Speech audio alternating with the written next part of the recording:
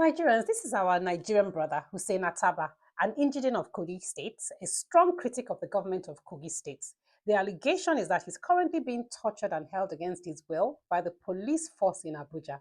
He alleged that many young people have unceremoniously disappeared in Kogi State, while some are unjustly incarcerated. Then there's another case of this young man, the case of Justice Chidiebere. Many have seen the videos online, aka Justice Crack, who suddenly disappeared without trace. He called out the Nigerian government about the welfare of Nigerian soldiers. He questioned the quality of food allegedly being provided to troops, and he criticized the Nigerian government's priorities, stating that while soldiers are struggling with basic necessities, basic welfare, the government is spending over 600 million to rehabilitate bandits.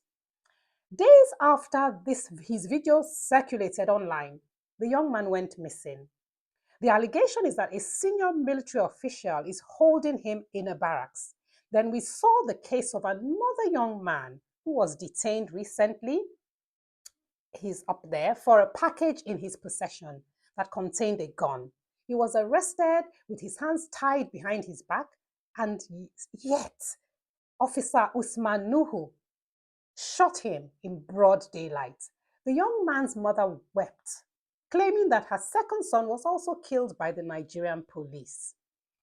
You know, Nigeria is a country of resilience, culture, and strong communities, but it's also a country where huge human rights concerns, abuse of power, corruption, and institutional injustice exist on a huge scale. A country where its citizens struggle not only against hardship, but also against the very institutions meant to protect them.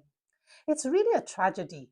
Nigeria is a country of people, resilience, culture, and strong communities. But instead of the world seeing these strengths, what is constantly being projected is a nation where its citizens struggle, not only against hardship, but also the very institutions meant to protect them.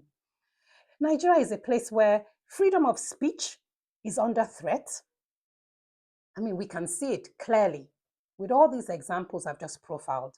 Nigeria is a country with allegations of abuse by security agencies. The police and military abuse power rather than protect its citizens. A country where justice feels inaccessible to the common man. Your life is taken, nobody is held accountable, no compensation, nobody cares, nobody's head rolls. Que sera, sera. The government is totally disconnected from the suffering of its citizens. Or how else do you explain rehabilitating terrorists with millions of naira whilst its military is neglected? Many are in IDP camps. It's a misplaced priority. Meanwhile, we prioritize rehabilitating terrorists.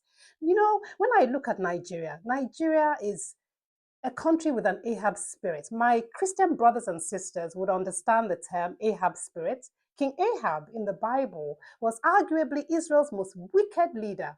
He failed to lead morally. He compromised truth for power, and he tolerated injustice and evil. Just when you think you've seen the worst of wicked leaders in Nigeria, then you see the sitting one is more wicked than the one before. That's the story of Nigeria. We must keep speaking up against this injustice. Nigerians, we must speak up. Justice for justice. Justice for Hussein Ataba. Justice for the young man whose our hands were tied behind his back. But Usman Nuhu felt the need to shoot him. Justice must prevail, Nigerians.